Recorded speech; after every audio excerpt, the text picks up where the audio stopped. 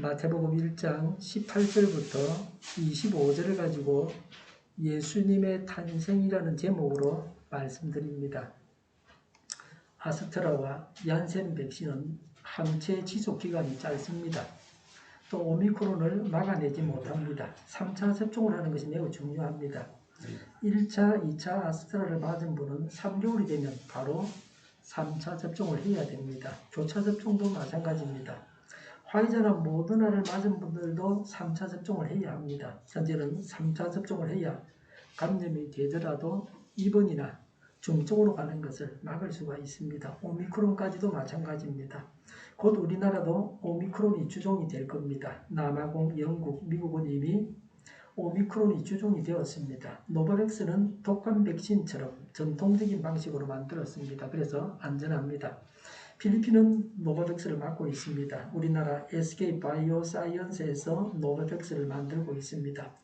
노바백스 백신이 오미크론에는 효능이 있는지 모르지만 지금까지 나온 백신과 비슷할 겁니다.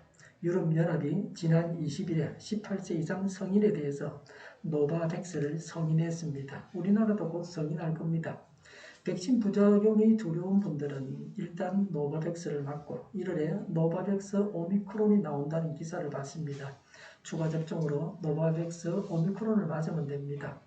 백신 접종을 철저하게 하면 감염되더라도 코로나 확진을 받아도 증상이 약한 감기 정도인 경우가 많습니다. 기침이 나면 기침약을 먹으면 되고 감기 치료와 같이 증상을 완화하는 치료를 하면 됩니다. 바이러스 제거하는 병의 근원을 없애는 치료는 아닙니다. 먹는 코로나 치료제가 승인을 받아서 곧 나올 겁니다. 그러나 아직 우리나라에는 없습니다. KF94 마스크를 늘 쓰고 다니는 것이 좋습니다. 함께 식사하거나 오래 먹을 반찬은 젓가락으로 집어서 숟가락 위에 놓고 먹으면 됩니다. 젓가락을 빨지 않고 침이 섞이지 않게 해야 합니다. 식사 중에는 말을 하지 말아야 되겠죠. 옛날에 어른들이 늘 그러지 않습니까? 먹으면서 말하지 말라고. 말을 해야 할 때는 침이 튀지 않게 입을 가려야 됩니다. 나는 침이 안 튄다 그러면서 밥 먹으면서 막 말을 하고 그러면 안 됩니다. 이렇게 하는 것이 기본적인 위생이고 감기와 코로나 감염 방지 대책입니다. 이렇게 해서 한 사람이 감기에 걸려도 온 가족이 감기에 걸리지 않게 해야 합니다. 백신을 3차까지 맞았으면 코로나는 별로 걱정하지 않아도 됩니다. 혹시 약을 먹게 되면 약 부작용으로 고생하지 않도록 조심해야 됩니다. 커피를 먹으면 잠을 못 자는 분들이 있어요. 수면 장애가 있는 분이죠. 그런 분들은 감기약에 카페인 성분이 들어가 있는 걸 확인해야 되겠죠. 들어가 있는데 확인하지 않고 먹으면 불면증으로 잠을 못 자서 초죽음이 됩니다. 이런 것을 조심해야 됩니다. 감기 증상이 있다고 해서 검사를 해서 확진을 받으면 자가격리합니다. 그리고 조금 더 위험한 사람은 생활치료센터에 가고 더 위중한 분은 병원에 입원하게 됩니다. 경증이고 백신을 3차까지 맞은 경우는 구체적 검사를 할 필요가 있을까 하는 생각도 듭니다. 감기 증상이 있는 동안은 조심하면서 남에게 전파하지 않도록 노력하면 됩니다.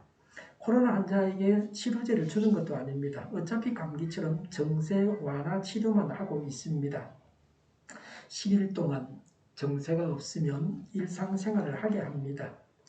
개인 병원도 감기 환자를 위한 비대면 진료를 해서 약을 처방해주면 좋을 것 같습니다. 음성 전화를 하든지 화상 통화를 해서 비대면 진료를 할 수 있습니다. 요새는 카톡, 화상 통화도 되지 않습니까? 일반 전화를 해도 되고. 처방전은 바로 약국에 전달되어서 약을 받는 방법만 정하면 되죠. 전문성에 있어서 생활치료시설 의료진보다는 개인병원 의료진이 더 낫지 않을까 하는 생각을 합니다. 생활치료시설에 국가에서 많은 재정이 들어갑니다. 밥 한 그릇 도시락 한 개가 적어도 한 10,000원 정도는 될 겁니다. 하루 3번 밥이 나오니까 밥 한 마리도 30,000원입니다. 돈이 많이 들어가는데 효율적인가를 생각해야 합니다. 요새는 난방기를 켜고 있죠. 우리 교회당도 마찬가지입니다. 그런데 그 생활치료센터 안에 먼지가 많습니다. 온돌이면 이런 일은 없습니다. 난방기 필터나 그 속에 코로나 바이러스가 없는지 조사해보면 좋겠습니다. 생활치료시설이 돈을 들인 만큼 효과가 있는지 살펴봐야 됩니다. 스트레스를 받으면 수면 장애가 있는 사람들은 코로나보다는 센터 입소가 더 견디기 힘듭니다. 백신에 이상한 것이 들어가 있다는 가짜 뉴스도 있습니다. 가짜 뉴스에 속으면 안 됩니다. 간혹은 백신 부작용으로 고생을 하거나 사망하는 분들이 있습니다. 슬픈 일입니다. 그러나 코로나 사망자 수에 비하면 적습니다. 백신 부작용 때문에 백신을 거절해서는 안 됩니다. 누구에게 백신 부작용이 나타날지는 예측하기 어렵습니다. 오미크론은 입원이나 중증이 될 가능성이 다른 변이에 비해서 낮습니다. 영국에서는 감기 환자의 절반이 오미크론일 수 있다고 합니다. 오미크론은 전염력이 강합니다. 고령 위중 환자가 오미크론에 감염되어서 환자가 폭증할까 우려하고 있습니다.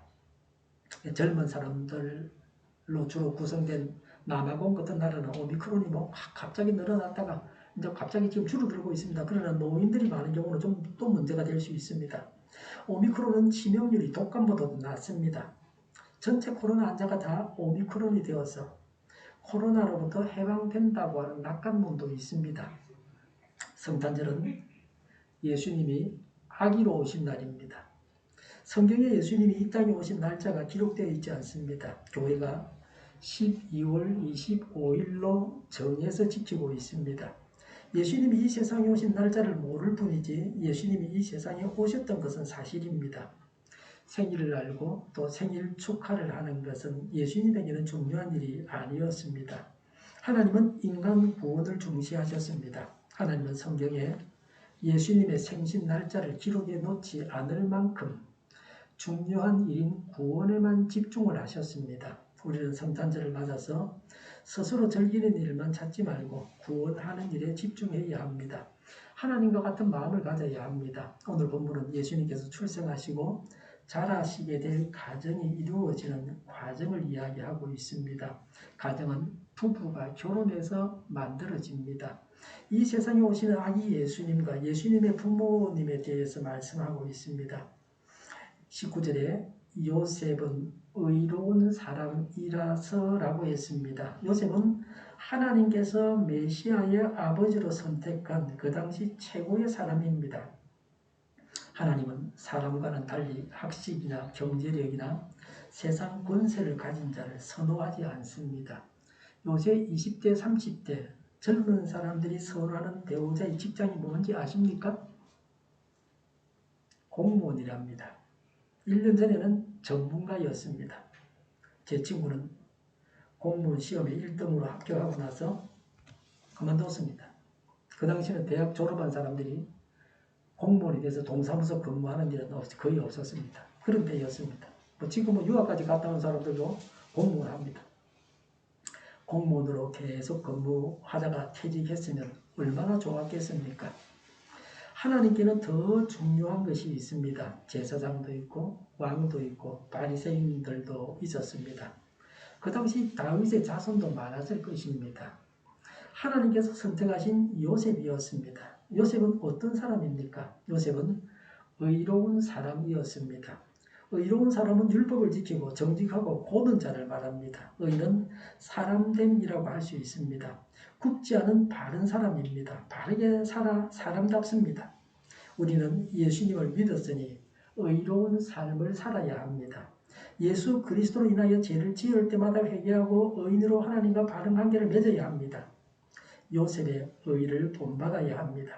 어떤 사람이냐 하는 것이 중요합니다. 하나님께 무엇을 얼마나 드렸느냐 하는 것보다 아벨이냐 가인이냐가 중요합니다. 하나님이 제사를 받으신 아벨이 되어야 되지. 가인은 하나님이 그 제사를 받지 아니했다. 그런 사람이 되면 안 됩니다. 마지막 세상을 살아가고 있지만 주변에서 의로운 사람들을 많이 봅니다. 동영상을 봤습니다. 어떤 나라에서는 가난한 나라들이 주로 그렇습니다. 도로에 뭐가 떨어지면 그걸 추수하려고 도로에 떨어진 걸 추수하려고 안달입니다. 돈이 떨어지면 돈을 줬고 계란이 떨어지면 계란도 줬고 맥주든 과일이든 뭐든지 다 주워갑니다. 심지어 그릇을 가지고 와서 깨진 계란까지 다 담아갑니다. 한국은 화물차에서 물건이 쏟아지면 주변에 있는 사람들이 자발적으로 모아서 다 실어주고 순식간에 도로가 정리가 됩니다. 우리나라에서도 간혹 남의 택배 물건을 훔쳐가는 사람이 있습니다. 그러나 보통은 남의 물건에 손을 안 댑니다. 전에 6.25 참전 용사들이 우리나라 오셨는데 도산적 광장에서 만나가지고 그 참전 용사 할아버지와 함께 있는 그 부인 되시는 할머니가 뭘 들고 있어서 무겁게 보여서 제가 들어드리려고 그랬더니 무슨 털치기한테 하듯이 거절을 하셨어요. 그 짐을 놓아주질 않았어요. 6.25 때 봤던 훔쳐가는 한국인만 아시는 것 같았습니다. 하나님을 믿지 않는 분은 스스로 사람답게 살아야 됩니다. 사람이기 때문에.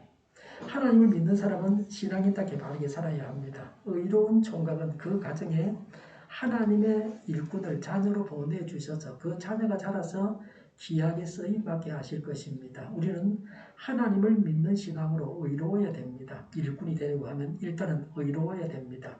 최고 권력자와 그와 가까운 사람들과 그 주변 권력자들도 다 의로워야 됩니다. 조선 태종은 처남들을 다 죽였습니다. 아들이 왕이 되면 처남들이 왕의 외삼촌이 되어서 설칠 것을 우려했습니다. 그래서 아들 세종대왕 때에는 태평세월을 이룰 수가 있었습니다. 태종의 기초 위에 세종이 있었습니다. 세종대왕의 한글 창제로 우리가 그 덕을 톡톡히 보고 있습니다. 18절에 예수 그리스도의 나심은 이러하다. 그의 어머니 마리아가 요셉과 약혼하고 나서 같이 살기 전에 마리아가 성령으로 잉태한 사실이 드러났다고 했습니다. 요셉은 약혼녀 마리아가 아기를 가진 것을 알았습니다. 자기하고 약혼을 했고 자기하고 잠자리를 같이 하지 않았는데 아기가 생겼다는 말이에요. 19절에 약혼자에게 부끄러움을 주지 않으려고 가만히 파혼하려 하였다고 했습니다. 요셉이 마리아가 자기를 배신하고 다른 남자와 관계해서 아이를 가졌으니까 율법대로 마리아를 돌로 쳐서 죽이라고 할 수도 있었습니다. 예수님께 유대인들은 가늠하다 현장에서 붙잡힌 여인을 데리고 와서 돌로 쳐 죽일까요? 율법 말씀대로 할까요? 그렇게 여쭈었습니다. 그런데 요셉은 모친 마리아에게 부끄러움을 주지 않고 조용히 파혼하려고 했습니다. 하나님이 좀 더 배려가 깊었다면 요셉아 내가 이렇게 해서 네 그 아내 마리아에게서 메시아가 태어나게 하려고 그래도 괜찮겠냐? 허락해 줄 거냐? 이런 절차를 거치지 않으셨어요. 하나님이 이거 행하시고 나서 그렇게 했으니까 네가 받아들이라는 식으로 말씀을 하신 겁니다. 모친 마리아처럼 아기를 가진 여인이 없었습니다. 애 못 낳는 여인이 애 낳는 거는 남편하고 관계해서 애가 생기는 거예요. 안 생기다가 생기는 거고 이 경우는 남편 없이 애 낳은 겁니다. 요셉은 이해를 할 수 없었지만 약혼자 마리아를 해치지 않으려고 했습니다. 사람이 모르는 게 있다는 것을 아는 것은 현명합니다. 자기 생각대로 자기가 심판하는 것이 문제입니다. 마태복음 1장 20절에 요셉이 이렇게 생각하고 있는데 주님의 천사가 꿈에 그에게 나타나서 말하였다고 했습니다. 하나님은 요셉의 꿈에 나타나셨습니다. 요셉이 순종하는 사람이기 때문에 하나님께서 꿈에 나타나셔서 말씀하셨습니다. 듣는 것보다 중요한 것은 순종하는 것입니다. 요셉은 하나님께 순종하는 사람이었으므로 하나님께서 예수님의 아버지로 선택하셨습니다. 야곱의 아들 요셉은 꿈꾸는 자였습니다. 그래서 꿈을 꾸고 해몽을 하고 왕의 꿈을 해몽하고 이집트의 총리가 되었습니다. 예수님의 아버지 요셉은 꿈에 하나님을 만나 뵈었습니다. 우리도 꿈에 하나님을 만나 뵙기를 바랍니다. 악몽만 꾸지 말고 하나님을 뵙는 꿈을 꿔야 되겠습니다. 의로운 요셉의 순종에 대해서 말합니다. 20절에 다윗의 자손 요셉아 두려워하지 말고 마리아를 내 아내로 맞아들여라. 24절에 요셉은 잠에서 깨어 일어나서 주님의 천사가 말한 대로 마리아를 아내로 맞아들였다고 했습니다. 하나님께서 명령하신 대로 요셉은 이행했습니다. 20절에 다윗의 자손 요셉이라고 했습니다. 하나님께서 다윗의 후손들이 영원히 왕노릇하게 해주겠다고 하셨습니다. 다윗이 왕인데 그 후손들이 계속해서 왕자리를 유지하게 해주겠다고 약속하셨습니다. 그런데 나라가 남과 북으로 갈라지고 남한국 유다는 다윗의 자손이 왕노릇 했습니다. 딱 한 번 빼놓고 계속 다윗의 자손이 왕노릇 했습니다. 그러다가 유다가 망했습니다. 그리고 다윗의 자손 요셉의 아들로 메시아를 보내셨습니다. 유대인들은 대가 끊어지지 않게 하려고 합니다. 우리나라 사람도 그렇게 강합니다. 대를 이으려고 한다. 꼭 아들을 낳아야 되고 말이죠. 죄를 잊지 못하면 형제가 죄를 잊게 해줬습니다. 그 성경에 나오는 겁니다. 메시아가 오시는데 누구의 후손으로 오시는지 모릅니다. 그렇기 때문에 대가 끊어져서는 안 된다. 메시아가 태어날지도 모르는데 대를 제가 끊어지면 되느냐? 뭐 그런 사상을 가지고 있어서 대를 잇고자 한 겁니다. 이제는 메시아가 오셨기 때문에 대를 안 이어도 상관은 없습니다. 우리가 또 유대인도 아니고 말이죠. 예수님은 다윗의 자손으로 영원히 왕으로 다스리시는 분이십니다. 메시아고 구원자이십니다. 이런 하나님을 믿는다고 하는 것이 복입니다. 하나님은 요셉에게 두려워하지 말라고 하셨습니다. 약혼을 한 아내 마리아가 아이를 가졌으니 어찌 두렵지 않겠습니까? 유대나라 사람들은 약혼을 하면 남편과 아내로 인정을 하지만 부부 생활을 하면 안 돼요. 결혼할 때까지는. 약혼해도 결혼과 같이 아내로 인정은 되는데 잠자리를 같이 하면 안 됩니다. 결혼할 때까지는. 두려워하면 하나님께 순종할 수 없습니다. 하나님의 일을 행하는 데 담대해야 합니다. 요셉은 주님의 천사가 말한 대로 모친 마리아를 아내로 맞아들였습니다. 믿음은 순종입니다. 불순종은 불신앙입니다. 요셉은 모친 마리아가 성령을 통해서 아이를 가졌다는 것을 믿었습니다. 모친 마리아의 부정에 대한 의심은 사라졌습니다. 요셉의 순종을 통해서 하나님의 뜻이 이루어졌습니다. 요셉과 마리아의 가정을 이루게 하셨습니다.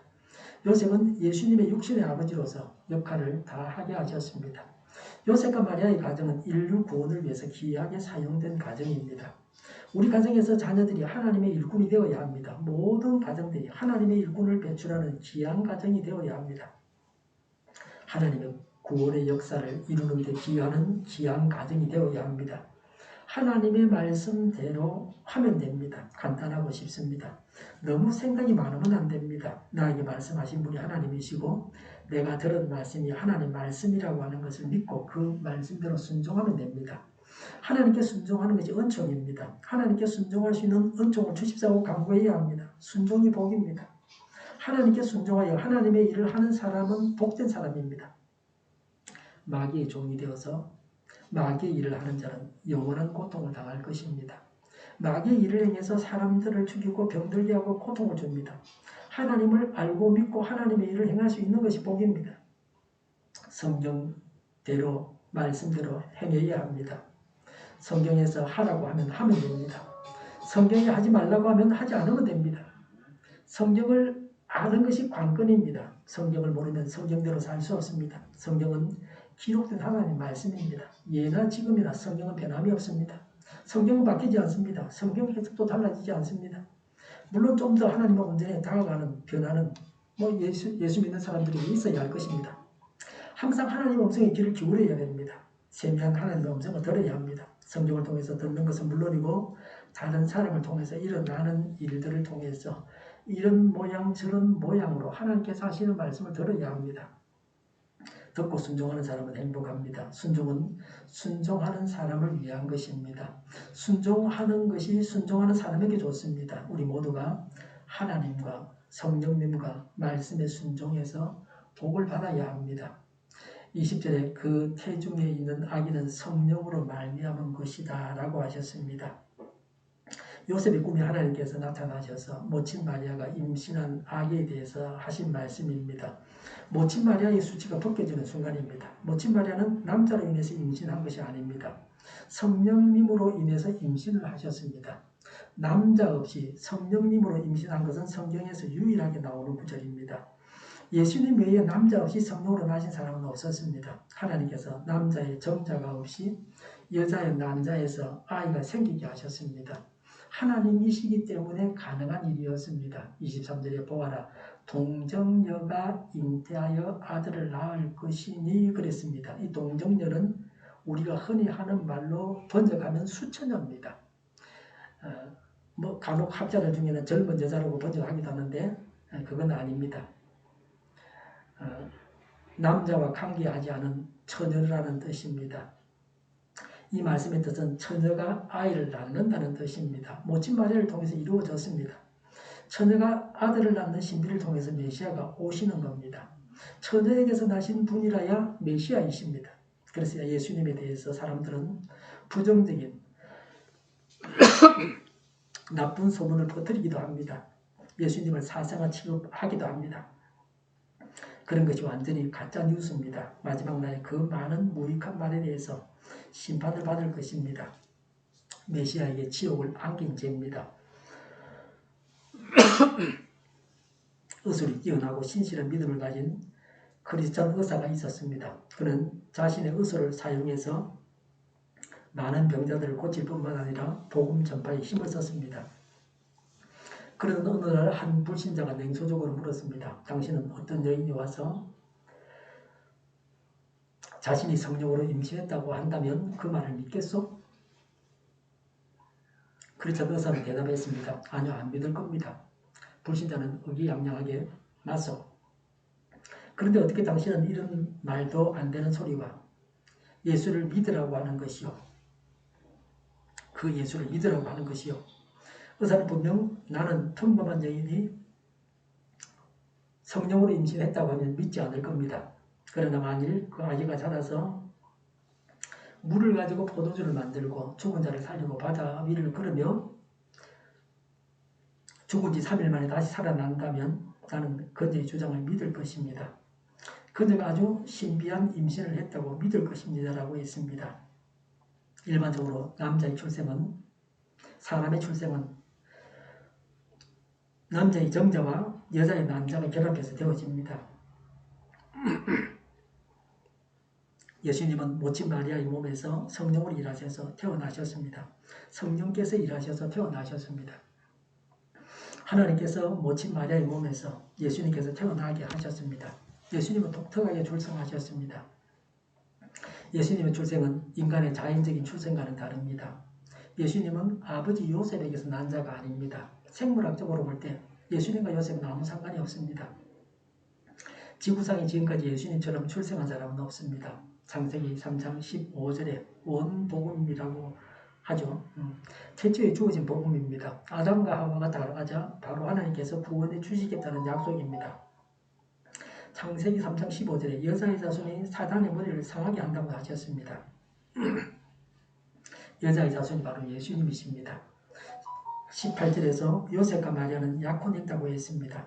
약혼했기 때문에 부부관계는 인정하지만 부부생활은 할 수 없었습니다. 그래서 예수님은 요셉의 족보를 이어받았습니다. 요셉의 약혼녀 마리아의 몸에서 예수님께서 태어나셨으므로 요셉은 육신의 아버지가 됩니다. 예수님께서 처녀의 몸에서 태어나셨다고 하는 것이 신비입니다. 믿기 어려운 일입니다. 그러나 우리는 믿어야 합니다. 예수님께서 성령으로 잉태하셨음을 믿어야 합니다. 이를 믿는 자가 그리스도인입니다. 우리는 하나님께서 행하신 기적에 대해서 하나님을 찬양할 수밖에 없습니다. 예수님께서 하나님 되심을 성령으로 잉태하신 것에서 나타납니다. 예수님은 우리와 같은 인간이 되셨으면서도 동시에 온전하신 하나님이십니다. 지금도 자신이 성령님의 능력 가운데 남자 없이 태어났다고 하는 사람은 속이는 자고 이단이고 적그리스도고 거짓 메시아입니다. 그런 사람에게 속아서는 안 됩니다. 모친 마리아가 평생 처녀로 살았다고 하는 분들이 있습니다. 메시아가 태어나신 몸인데 어떻게 부부관계를 할 수 있느냐고 합니다. 이런 주장은 다분히 이원론적입니다. 근원이 두 개라고 하는 겁니다. 이론론이 아니고 이원론은 성경의 사상이 아닙니다. 헬라 철학이나 불교 같은 성경 이외의 종교나 사상에 있는 것이 이원론입니다. 부부관계를 악하다고 하는 이원론에 입각한 것입니다. 그러나 우리 교회에서는 또 성경에서는 그렇게 말씀하지 않습니다. 교회에서 그렇게 가르치지 않고 성경의 사상도 그건 아닙니다. 마태복음 1장 25절에 그러나 아들을 낳을 때까지는 아내와 잠자리를 하지 않았다? 아들 낳은 다음에 어쨌다는 겁니까? 뭐 했다는 거죠. 그러니까요. 간지에 보면 아들은 다른 고대 사본들에는 첫 아들이라고 했습니다. 첫 아들이 예수님이십니다. 예수님이 출생하고 나서 요셉과 마리아가 부부로 살면서 자녀를 더 낳았습니다. 부부가 부부생활 하는 것은 죄가 아니고 거룩한 것입니다. 부부가 부부생활 안 하는 것은 그 문제가 있는 겁니다. 부부가 아닌 사람이 부부생활 하는 것은 간음죄죠. 예수님은 친동생들이 있었습니다. 마태복음 1장 21절에 마리아가 아들을 낳을 것이니 너는 그 이름을 예수라고 하여라. 그가 자기 백성을 그들의 죄에서 구원하실 것이다 라고 했습니다. 간주에는 예수는 주님께서 구원하신다는 뜻입니다. 히브리어 이름 여호수아의 그리스어 형태입니다. 말하자면 유대인들의 여호수아 이름을 그리스 말로 쓰면 예수가 되는 겁니다. 예수는 당시에 흔한 이름이었습니다. 사람은 부모가 이름을 짓습니다. 예수님의 이름은 요셉이나 마리아가 지은 게 아니고 하나님께서 지으셨습니다. 하나님께서 친아버지가 되심을 나타내셨습니다. 예수라는 말의 뜻은 구원자입니다. 저희 백성을 제해서 구원을 자이십니다. 예수님은 하나님의 백성들을 구원하셨습니다. 그래서 예수님은 가장 위대한 분이십니다. 우리가 예수님을 통해서 구원받았기 때문에 첫 번째 늘 하나님께 감사해야 합니다. 하나님으로 인해 구원을 받았으니까 불행을 당해도 감사해야 합니다. 범사에 감사라는 말씀대로 감사해야 합니다. 우리가 예수님을 통해서 구원받았으니까 두 번째는 다른 사람을 구원해야 합니다. 우리의 전도를 통해서 다른 사람을 구원해야 합니다. 우리가 천국을 얻었으니 다른 사람을 구원해야 합니다. 이 세상을 하나님과 같이 구원해야 할 대상으로 여겨야 합니다. 마태복음 1장 22절에 보면 이 모든 일이 일어난 것은 주님께서 선지자를 예언자를 시켜서 이르기를 했습니다. 예수님에 대해서 이사야 선지자가 예언했습니다. 예수님은 예언된 가운데 오셨습니다. 이사야는 주전 700년경에 활동했습니다. 예수님께서 오시기 700년 전에 이사야가 오실 예수님을 통해서 예언을 했습니다. 23절에 그의 이름을 임마누엘이라고 할 것이다 라고 했습니다. 임마누엘은 예수님의 이름입니다. 임마누엘은 하나님께서 우리와 함께 계신다는 뜻입니다. 하나님이신 예수님께서 이 땅에 오셨습니다. 지금은 우리 마음속에 예수님이 계시고 하나님이 계십니다. 그래서 임마누엘을 이루셨습니다. 하나님 우리와 함께 하신다. 우리가 예수 믿어서 예수님을 영접하고 삼위 하나님 우리 안에 들어오셔서 하나님 우리와 함께 하신다. 임마누엘, 함께 하시는 임마누엘이 이루어졌습니다. 예수님을 영접해서 삼위 하나님 우리 안에 계십니다. 우리가 하나님이 계신 전 성전입니다. 그래서 염려, 걱정, 근심, 좌절, 실망 대신에 우리 하나님께 기도하며 구할 수 있습니다. 이 땅의 삶이 어려울지라도 낙심 말고 영원한 소망을 가지고 살 수 있습니다. 하나님께서 내 안에 계신 것을 알고 그 하나님의 인도와 지시를 받고서 살아가야 합니다. 예수님께서 처녀의 몸에서 성령으로 태어나셨습니다. 예수님께서 처녀의 몸에서 성령을 통해서 출생하신 것을 믿어야 합니다. 온전하신 예수님을 마음속에 모시고 하나님께서 보시기에 아름다운 삶을 살아가야 합니다. 하나님께서 우리와 함께 하십니다. 하나님께 순종해야 합니다. 예수 믿고 우리가 구원받았으니 다른 사람에게 전도해서 다른 사람을 구원해야 합니다. 예수님께서 성령님으로 말미암아 처녀의 몸에서 태어나신 것을 믿고 예수님을 주인으로 모시고 최고의 삶을 살고 하나님께서 함께 하심을 믿고 하나님께 순종해야 되겠습니다. 기도하겠습니다. 예수님께서 성령님으로 말미암아 임신되어서 처녀의 몸에서 태어나신 것을 믿습니다. 예수님을 주인으로 모시고 최고의 삶을 살게 하여 주시옵소서. 하나님께서 함께 하심을 믿습니다. 하나님께 순종하겠습니다. 정의가 강물처럼 흘러가게 하여 주시옵소서. 모든 언론이 죄가를 다하게 하여 주시옵소서. 성경에 반하는 국가법이 제정되지 않게 하시며 이스라엘 법을 폐기하지 않게 하시며 있어서는 안 될 법을 만들지 않게 하시며 선거 부정이 없게 하시고 부정선거 시비마저 없게 하여 주시옵소서. 불법적으로 진행되고 있는 재판들이 신속하게 진행되게 하시며 코로나19가 퇴치되고 전 세계적으로 백신을 신속하게 대량 생산해서 충분히 공급하고 먹는 백신과 붙이는 백신 또 코에 뿌리는 백신이 나와서 모두가 백신의 혜택을 보고 지독한 변이가 생기지 않게 하여 주시옵소서. 치료제가 나오고 같은 생활이 끝나게 하여 주시옵소서. 오늘보다 내일이 더 낫게 하여 주시옵소서. 우리 동일교회가 만군을 지하게 하여 주시옵소서. 예수 이름으로 명하노니 모든 병만은 물러가고 몸의 모든 부분들은 온전하게 될지어다. 신유의 기적을 베푸셔서 지금도 저희의 질병을 고쳐주시옵소서. 코로나로 진행하는 모든 자들을 고치시고 온전케 하여 주시옵소서. 저희와 교회와 나라의 민족을 불쌍히 여겨 주시옵소서. 잘못된 것을 저희께서 성결하게 하여 주시옵소서. 하나님께서 기뻐하시는 교회와 나라가 되게 하여 주시옵소서. 교회와 나라의 지도자복을 허락하여 주시옵소서. 공부하는 학생들에게 지혜를 다하셔서 앞서가게 하시며 합격의 영광을 누리게 하여 주시옵소서. 늘 맑은 공기를 마실 수 있게 하여 주시옵소서.